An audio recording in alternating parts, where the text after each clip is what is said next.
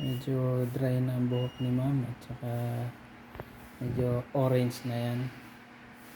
Gusto niya ng may pagka-ash tone. So ito tone down natin siya ngayon guys.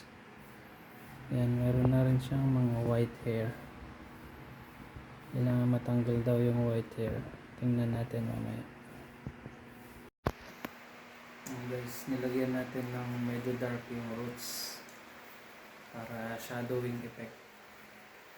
Easy to maintain para hindi kita agad yung mga white hair and hindi siya magpapa-roots agad.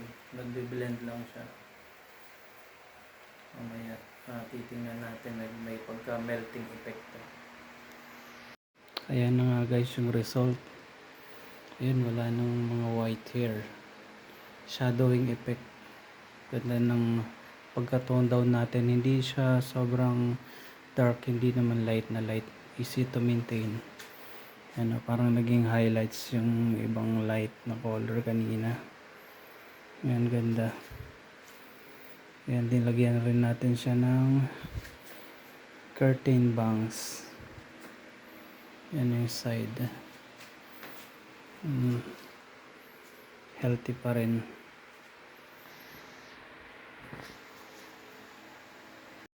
Yan yung bangs niya. Curtain bangs.